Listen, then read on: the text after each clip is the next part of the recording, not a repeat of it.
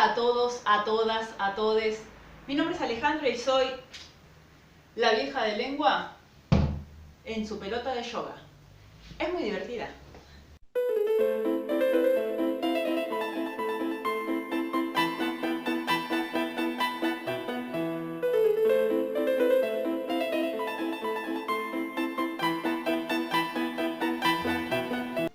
Bienvenidos a nuestra clase número 9, en donde vamos a describir personajes. ¿Y qué significa esto? Bien, cuando yo tomo este ejercicio veo dos tipos de problemas. O hacen una descripción muy cortita, muy incompleta, como decirles Teseo era valiente y hermoso, punto. O cuando los mando a hacerla más extensa, a completarla, que me escriban un poquito más sobre el personaje, me copian textualmente un párrafo que no sabemos hasta dónde tiene mucho que ver con la descripción de Teseo, por el solo hecho de que no saben cómo hacer más largo un texto propio, ¿sí? Entonces van y copian. Y lo que copian en general está mal o tiene mucho dato que a mí no me interesa. Entonces, ¿cómo vamos a hacer para que una descripción de un personaje nos quede muy completa y bien redactada? Planificando nuestra escritura. Siempre se los digo. ¿Cómo evitamos una hoja en blanco para un alumno o una alumna que le cuesta escribir? Planificando lo que vamos a decir primeramente. En algunos textos, la descripción de algo, de una casa, de un personaje, puede estar en un solo párrafo bien concentrada.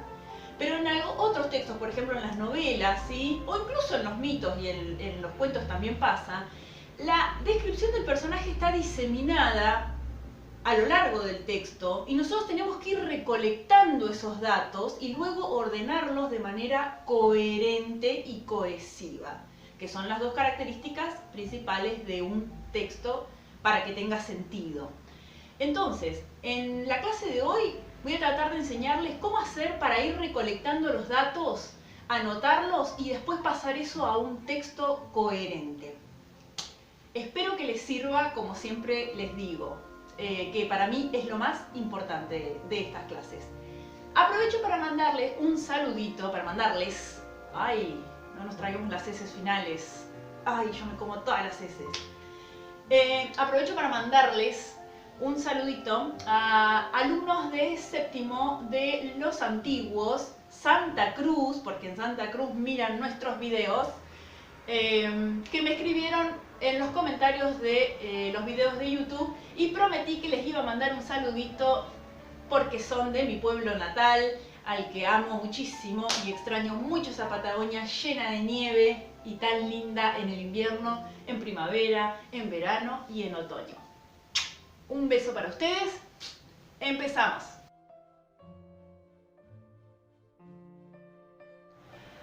Para entrar en el tema de la descripción, primero deberíamos diferenciarlo de la narración. La narración, ¿sí?, generalmente son los hechos importantes que hacen avanzar a un texto, a un cuento, a una novela, a un mito, ¿sí?, que tienen núcleos, o sea, acciones principales, sin las cuales no podríamos entender el texto. Si yo no cuento que Teseo mató al Minotauro, después no se entiende nada de lo que quiero decir, ¿sí? Hay acciones que son principales, esos son los núcleos. Pero fuera de esas acciones, hay veces que el texto se detiene un poquito, hace una pausa en la narración para decir cómo son las cosas, cómo son los personajes, cómo son los lugares y cómo son, qué sé yo, algunos objetos.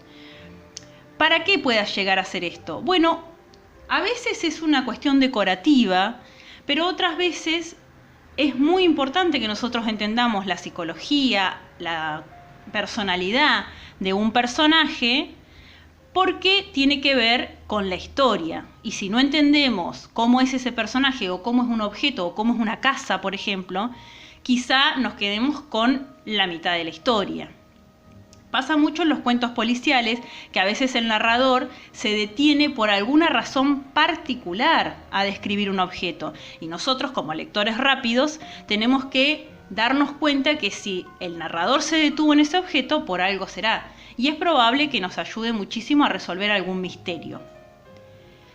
En cuanto a la narración, ¿nosotros qué hacemos cuando hablamos de narración? Dividimos el texto en introducción, nudo y desenlace. Vieron que eso lo hacemos siempre. Hacemos el esquema actancial. ¿Recuerdan lo que era el esquema actancial? Sujeto, objeto, destinador, destinatario, ayudante, oponente. Porque son las fuerzas actanciales que hacen avanzar al texto. Aunque a veces el esquema actancial nos puede ayudar bastante para la descripción de un personaje. Y la secuencia narrativa, que son esos pasos enumerados que hacemos nosotros de las acciones principales. Por ejemplo, Teseo decide ir a matar al Minotauro. 2. El padre le pide que por favor cambie las velas negras por velas blancas y vuelve con vida. 3. Teseo llega a Creta y pasa la prueba del anillo.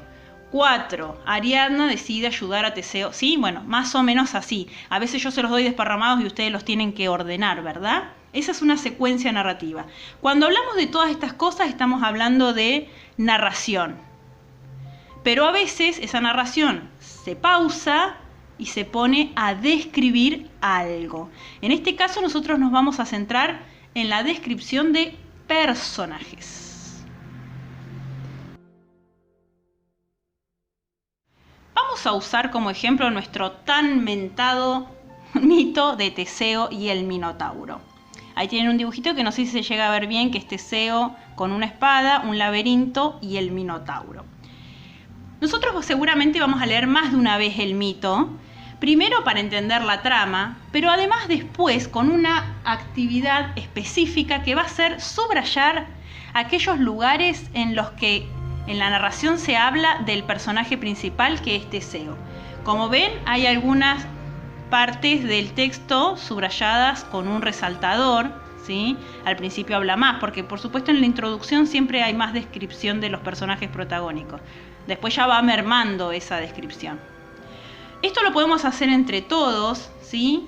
Hay veces que voy a subrayar adjetivos, hay veces que voy a subrayar verbos, ¿sí? Cualquier palabra puede llegar a describirnos a un personaje, aunque sí es verdad que el adjetivo es la palabra favorita para describir.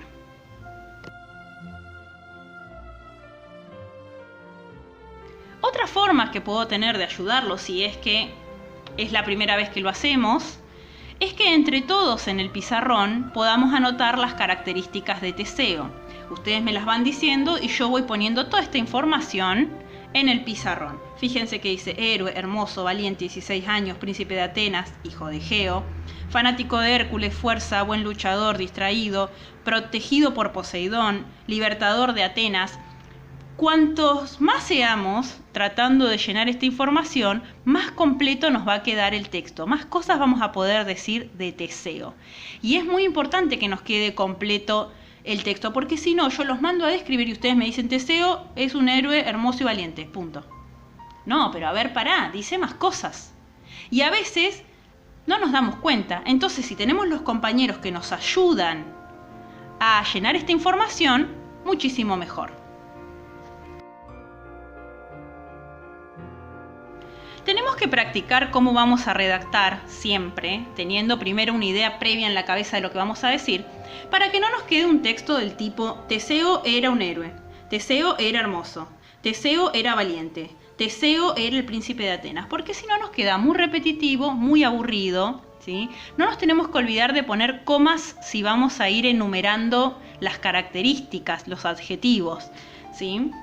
Bien, acá hay una idea de cómo se puede hacer. ¿Sí? Teseo era el príncipe de Atenas, hijo del rey Egeo. Se hizo famoso por convertirse en libertador de su pueblo al matar al Minotauro de Creta. Era un héroe de 16 años, hermoso, valiente y con mucha fuerza. Muy buen luchador. Desde pequeño fue fanático de las historias de Hércules. Este personaje lo inspiró para llevar adelante sus hazañas. El joven héroe cuenta con la protección del dios Poseidón, dueño de los mares. Fíjense que acá hay un error, porque yo empecé eligiendo el pasado, era.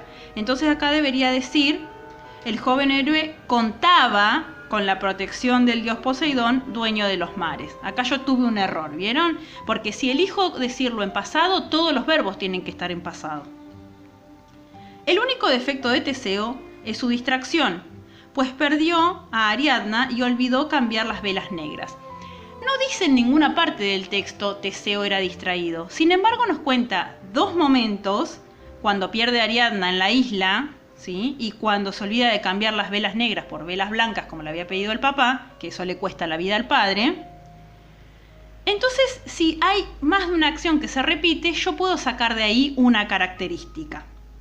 Se darán cuenta también que acá hay algo de narración, porque no solo cuento lo de Ariadna y las velas, sino que también cuento que él mató al Minotauro de Creta. Algo de narración se filtra, porque yo tengo que decir por qué Teseo es tan famoso. Pero, en general, prima la descripción.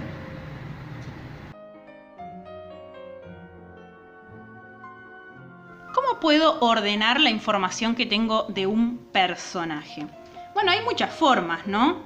Pero a mí me gusta que lo dividan en general en lo físico, lo psicológico y quizá la evolución del personaje, si es que el texto es lo suficientemente largo como para que le permita al personaje evolucionar. Suele suceder más esto en las novelas que en los cuentos, que hay una sola idea. Físicamente voy a hablar del look, de la apariencia, de cómo se viste, de cómo es el cuerpo. A veces tiene una característica importante, como por ejemplo, si recordamos Harry Potter, no puedo no decir que tiene una cicatriz en la frente, ¿verdad? Porque esa cicatriz es muy importante. El aspecto psicológico, el carácter, la personalidad, las emociones del personaje. Hay personajes que son muy miedosos, hay otros que tienen un trauma de la infancia. Y después la evolución, porque a veces eso psicológico va cambiando, o lo físico también, a lo largo de cualquier historia. Podemos ver en un ejemplo esto que acabamos de decir, ¿sí? Con la novela Solomán, que nosotros solemos leer, ¿sí? De Ramón García Domínguez, una novelita española, muy cortita y muy entretenida. Solomán, la apariencia física, ¿sí? Es que es flaco, menudito, lo dice así con esa palabra, de aspecto ñoño, podría decir, usa lentes, bigotes, jeans y una camiseta con una S minúscula. Es decir, es muy importante la parte física de Solomán porque es todo lo contrario a lo que son en general los superhéroes. Y por eso sus compañeros, los otros superhéroes de los cómics, creen que es imposible que él sea un superhéroe de verdad. En su aspecto psicológico, ¿sí? Es decir, en el carácter, la personalidad y las emociones de él, es un tipo sensible, cariñoso, tímido, sin poderes extraordinarios, humilde. Es una persona común y corriente, podríamos decir. Faltan cosas acá, por supuesto, ¿no? Y la evolución del personaje es que se vuelve cada vez más valiente. ¿Se acuerdan que enfrenta a un toro? Es un buen compañero, ayuda a los demás y cada vez se va sintiendo más seguro de sí mismo. Y esto, por supuesto, después lo podemos hacer en una redacción que nos quede mucho más linda, ¿no? También nos podemos ayudar, si tenemos, con alguna imagen. Este es Solomán, en la versión que leemos nosotros, ¿sí? Algunos me agregan lo de la bufanda y yo digo, eso no está en el texto escrito. Pero la verdad es que está en el dibujo, y el dibujo es parte del libro también. Así que bueno, algunos me lo describen más por el dibujo y otros más por lo que está escrito.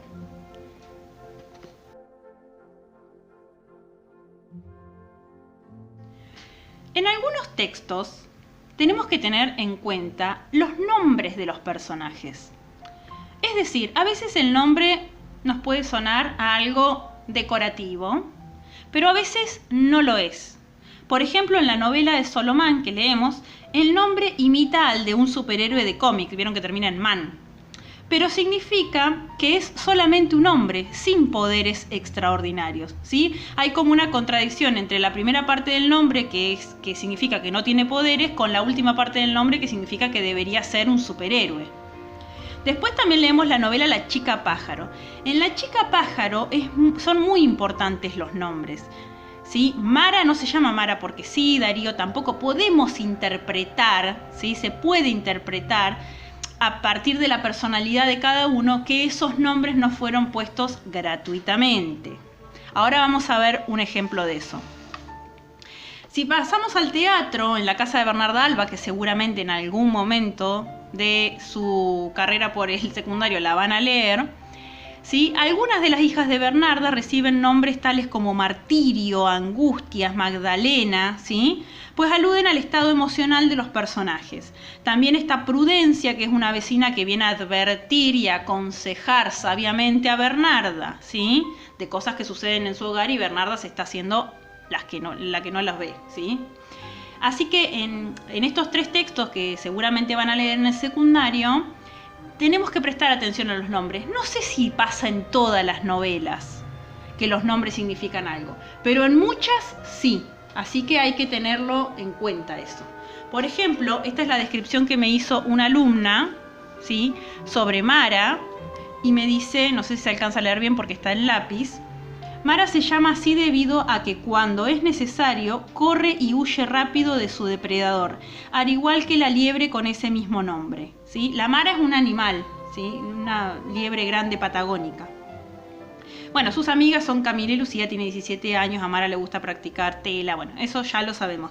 O sea, pero ella arranca la descripción hablando de la importancia del nombre de Mara. Después también tenemos, por ejemplo, la descripción de Darío. No sé si se llega a ver tampoco. Bueno, Darío se llama así, ya que su nombre empieza con dar. Y él es muy bondadoso. Quizá quiso decir generoso, ¿sí? Acá se nos rompió un poquito la hoja, pero se alcanza a leer algo. Maxi se llama así porque se cree lo máximo, superior a los demás, ¿sí? Acá. Claro, por supuesto. Se llama Maxi por algo el personaje, ¿sí? Y la última protagonista, que es Leonor, esta alumna dice: Leonor se llama así porque, al igual que la leona, es muy protectora. Entonces acá tenemos un ejemplo de cómo los 4 personajes protagónicos reciben un nombre por una razón y por un motivo. Tenemos que tener en cuenta estas cosas, ¿sí? Vamos a leer una historia y los protagonistas, supónganse que se llamaran Adán y Eva. Y me parece que tendríamos que ir a leer el mito bíblico para ver qué tienen de mitológico estos 2 personajes del cuento que vamos a leer. No creo que sea gratuito que un autor o una autora bauticen Eva y Adán, qué sé yo, a 2 personajes, supónganse.